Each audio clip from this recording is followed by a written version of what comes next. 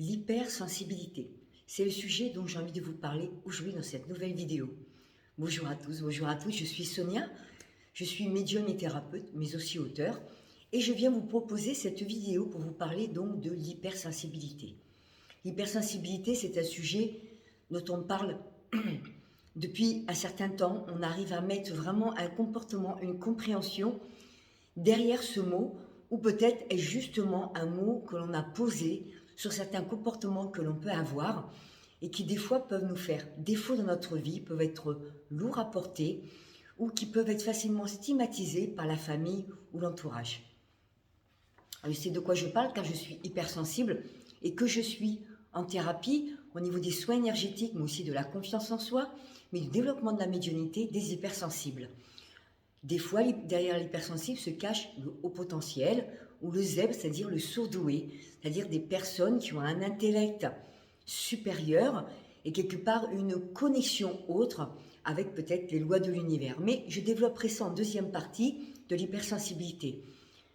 En premier temps, je vais vous expliquer en quelques mots, brièvement, qu'est-ce que l'hypersensibilité et quels sont les points de comportement type de l'hypersensible. Que ce soit dans sa phase, on va dire, négative, c'est-à-dire qu'il peut avoir un impact négatif dans sa vie et être compliqué dans la gestion de son hypersensibilité, mais aussi quels sont les points qui peuvent devenir une force, un point important dans la vie de l'hypersensible. Alors d'abord, qu'est-ce que l'hypersensibilité? L'hypersensibilité, c'est une stimulation, un hyperstimuli de nos émotions, c'est-à-dire une hyperactivité de nos émotions. Nos émotions, en tout cas la gestion est difficile, car nos émotions sont exacerbées. Ces émotions vont être reliées évidemment avec nos 5 sens. L'ouïe, l'odorat, le toucher, la vue et le goût. Donc, tout va être très intensifié, très fin, très subtil. Comme par exemple, on va commencer, l'hypersensible plutôt, a une ouïe très développée. C'est un sens qui va avoir un développement, une intention beaucoup plus forte, peut-être qu'une personne normale, on va dire, mais je dis ça normal, entre guillemets, parce que où se place la normalité, ça pourrait être un débat. Ce qui fait que l'hypersensible supporte mal le bruit. Il peut être très vite dérangé par le brouhaha, ou des bruits puissants, ou des bruits trop sourds. Voilà, c'est quelque chose qui va le déranger, qui va le mettre dans un inconfort, qui va même l'irriter. Donc, les sens ont quelque chose de très important pour l'hypersensible. Évidemment, c'est lié aux émotions, à nos sens, à nos sensations, à nos ressentis, donc à nos actions et à nos réactions par rapport à ça. Alors, quelle est la différence? C'est qu'elles sont totalement amplifiées, comme je disais tout à l'heure, exacerbées, et des fois dans leur gestion, ça peut devenir compliqué. Souvent, l'entourage ne comprend pas le comportement, a tendance à mettre des fois même l'enfant ou l'ami, peu importe, ou le collègue un peu à l'écart, ou lui faire sa remarque sur sa façon d'être trop sensible, d'être trop émotif, de s'impliquer trop dans les choses, de ne pas prendre assez de recul sur les situations. Mais c'est impulsif quelque part. Il y a une manifestation au niveau de l'émotion qui n'est pas contrôlable ni maîtrisée par l'hypersensible. Pourquoi? Parce que souvent, il ne la comprend pas, il n'arrive pas à mettre des mots sur ce qui lui arrive, à, j'allais dire comprendre, mais je reprends le même mot, comprendre pourquoi la manifestation de cette émotion, pourquoi elle est si exacerbée, et quand elle arrive, il ne peut pas quelque part aller contre, il n'y a pas une volonté de faire exprès, de se mettre à pleurer, ou de se sentir touché, culpabilisé par rapport à une histoire qui ne le regarde pas, c'est vraiment quelque chose qui immerge de lui inconsciemment, puisqu'on est guidé par notre inconscient, et non pas par notre conscience, et qui l'empêche de pouvoir prendre du recul par rapport à ça. Donc évidemment, l'hypersensibilité peut être portée comme un fardeau lorsque cette gestion est difficile et compliquée.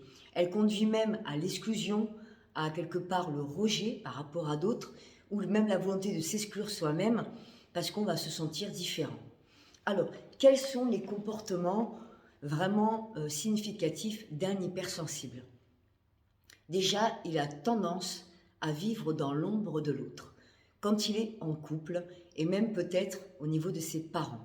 C'est-à-dire qu'il va vraiment se mettre à disposition de l'autre et s'oublier totalement, va s'adapter, va être complètement dévoué à l'autre et il ne va plus écouter ses propres ressentis, ses propres envies, ses propres besoins, qui fait qu'il se met sous le pouvoir d'autrui et perd son propre pouvoir, sa propre puissance, qui peut être très destructeur, car il va se sentir enchaîné, n'arrivera pas à s'opposer à l'autre, à s'imposer, alors que cette place qu'il devrait prendre est légitime, nous sommes bien d'accord, mais il n'osera pas la faire, alors évidemment de peur aussi, de blesser l'autre, de lui faire du mal, parce que la souffrance de l'autre, il peut la ressentir, on verra, c'est un point aussi de l'hypersensible, de ressentir la souffrance des autres, et donc ce reflet, ce report de souffrance qui peut être ressenti, l'autre essaye de combler sans cesse et peut même se porter en tant que sauveur vis-à-vis de l'autre, se dévouant dans une mission spécifique.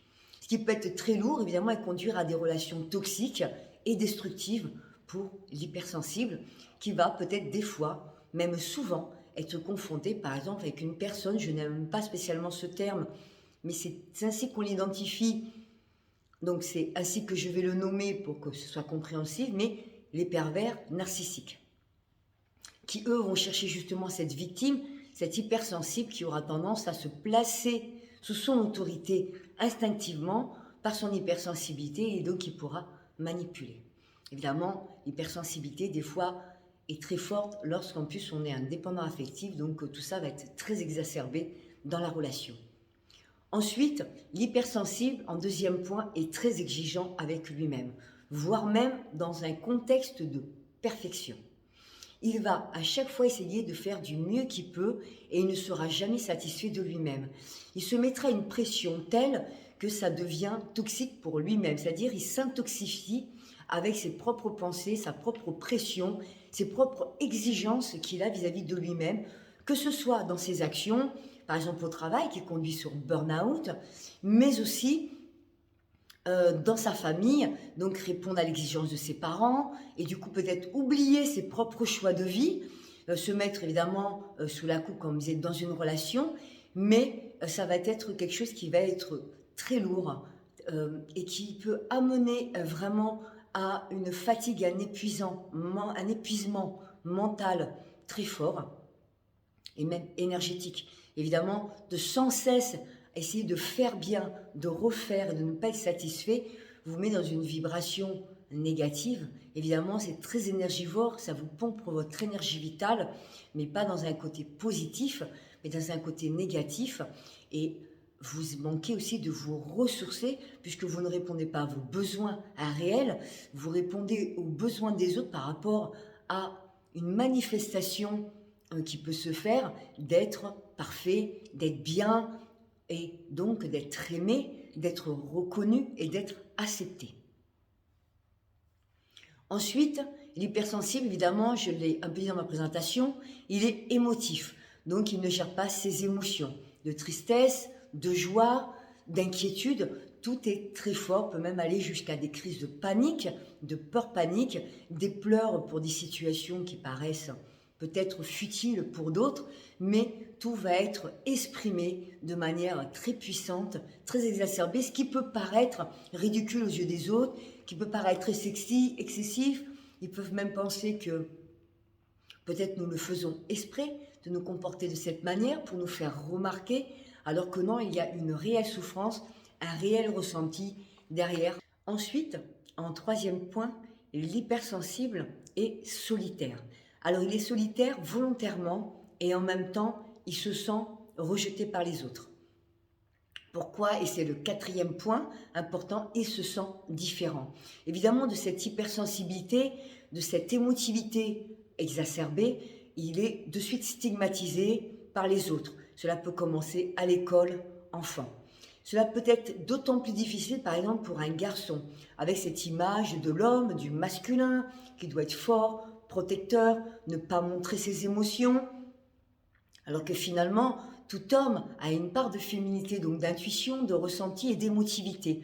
Mais lorsqu'il est dans l'hypersensibilité, il va être beaucoup plus émotif, il va beaucoup plus être touché par le comportement et les paroles des autres.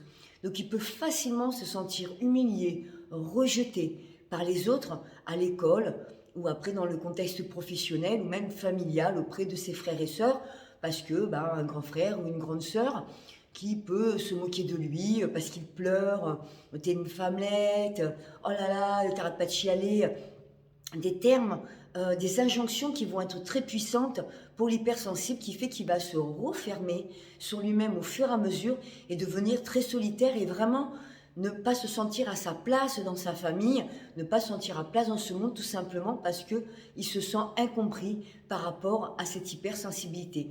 Donc, il est solitaire, il est souvent seul, donc parce que d'une, il va se sentir rejeté et après c'est lui-même qui va s'exclure de ce monde, de sa famille, de ses amis, aura tendance à vouloir rester seul pour ne pas se sentir jugé, impacté par le regard des autres et imposer sa sensibilité qui va camoufler, enfermer pour ne pas être stigmatisé comme il aurait pu être.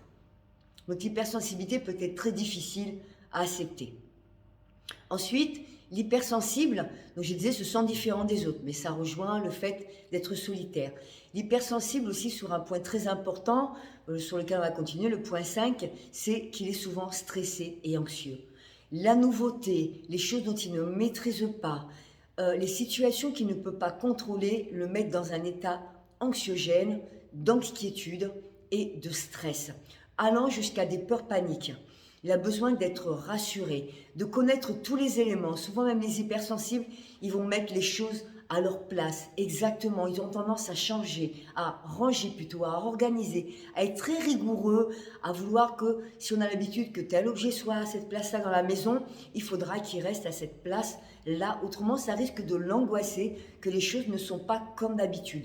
Pourquoi? Parce que de pouvoir maîtriser les situations, de voir que les choses sont comme d'habitude, ça le rassure et le met en paix et évite de ressentir cette anxiété et cette inquiétude, ce stress qu'il peut avoir.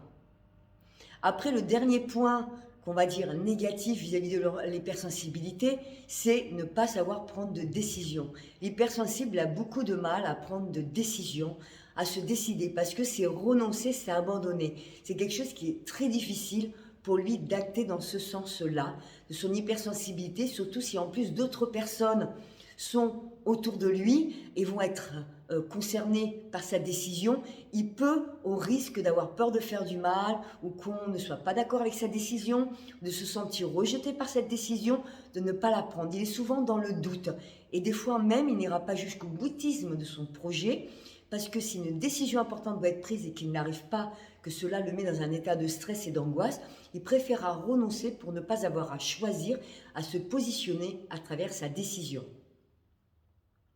Et je vais revenir sur un point, mais j'en avais parlé tout à l'heure, mais je vais quand même un petit peu plus le préciser. Donc un autre point par rapport au comportement de l'hypersensible, c'est qu'il ressent la souffrance des autres. Ça, c'est un point important. Pourquoi? Parce que comme je le disais au début de la présentation, ça va l'impacter, c'est-à-dire qu'il absorbe toutes les énergies des autres, qu'elles soient positives, mais surtout qu'elles soient négatives. C'est une éponge qui va s'imprégner et qui va avaler quelque part les énergies négatives des personnes qui vont venir se plaindre, qui sont en détresse, qui vont venir lui demander de l'aide. Il ne saura pas prendre du recul par rapport à la personne. Il pourra même se sentir coupable à la place de la personne par rapport à ce qui lui arrive et de se sentir impuissant, de ne pas pouvoir agir pour l'aider.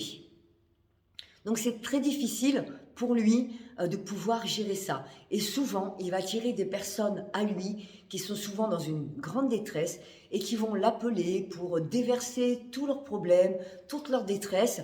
Et l'hypersensible, lui, va du coup tout prendre, tout ingérer et va se sentir très mal émotivement, psychologiquement, énergétiquement, mentalement par rapport à tout ça parce qu'il est impliqué, pris en otage dans cette détresse dans laquelle il ne sait pas se détacher de fait de son hypersensibilité.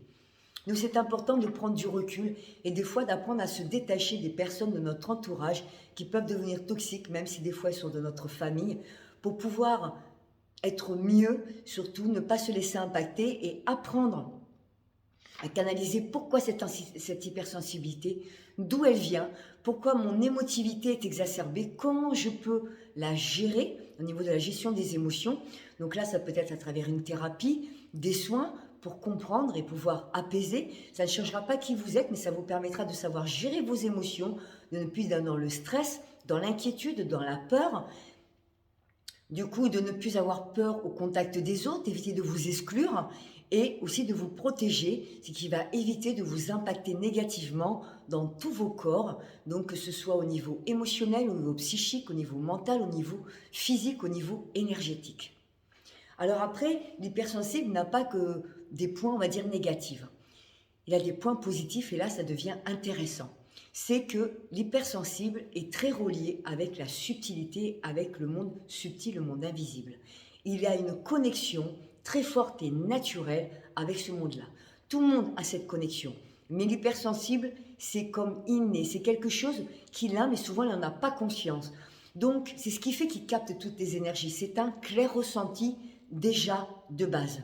C'est-à-dire qu'il peut ressentir tous les changements vibratoires. Il peut rentrer dans un lieu, ressentir que l'énergie négative, rencontrer une personne et savoir ce qui se cache derrière. Il le sent intuitivement à travers les vibrations. Pour lui, c'est inné. L'hypersensible est un grand intuitif. Sa subtilité est très exacerbée et très présente. Pourquoi ? Parce que les capacités extrasensorielles sont l'extinction de nos cinq sens.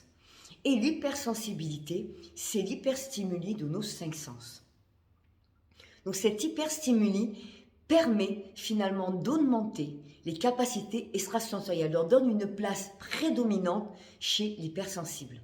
Ça lui permet qu'il peut canaliser et il peut donc recevoir des messages, il peut canaliser avec les entités.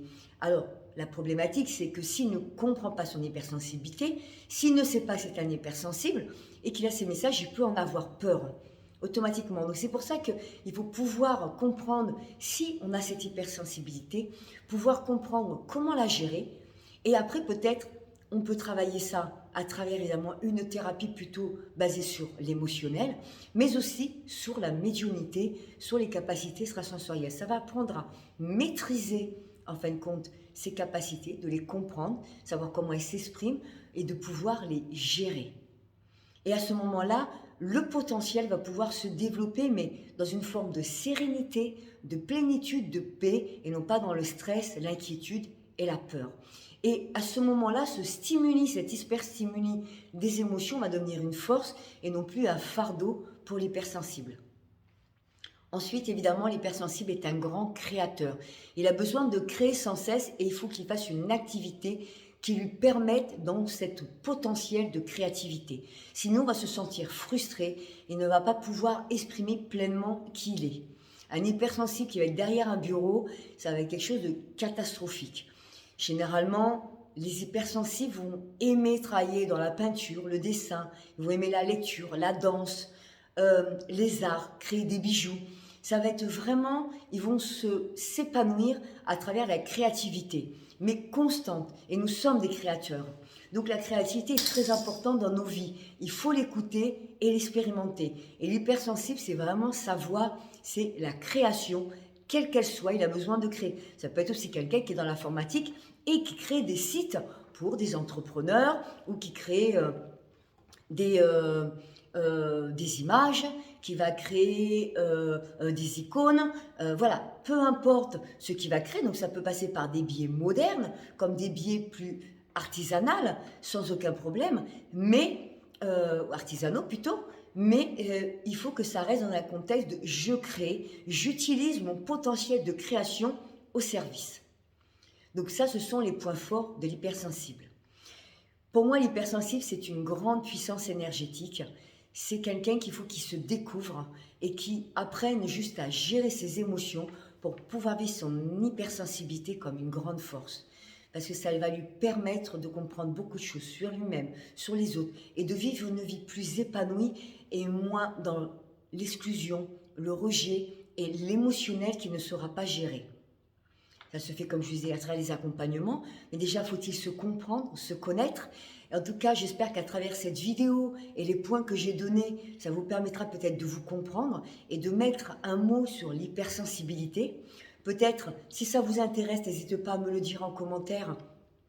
Je ferai une vidéo aussi sur les HP, les hauts potentiels, et aussi les enfants indigo, qui des fois c'est très relié au niveau de l'hypersensibilité. Les points sont très proches au potentiel, ou qu'on appelle aussi zèbres, ou qu'on dit vulgairement les surdoués. Voilà, si ça vous intéresse, n'hésitez pas à m'en faire part en commentaire cette vidéo et je me ferai un plaisir de vous en préparer une. En tout cas, j'espère que cette vidéo vous aura plu, vous apportera des réponses sur vous-même. C'est le but de mes vidéos, de mettre des mots sur certaines choses que peut-être vous n'arrivez pas à comprendre de vos comportements ou de vos souffrances. Et potentiellement, si vous voulez que je vous accompagne dans une thérapie, n'hésitez pas à me contacter, ça sera avec grand plaisir. En tout cas, je vous remercie fort. Je vous remercie d'être présent, d'être là, de vous accompagner et que vous m'accompagnez avec votre présence. Je vous souhaite une très belle journée ou soirée selon à l'heure où vous regardez cette vidéo. Et je vous dis à très bientôt pour de nouvelles aventures spirituelles.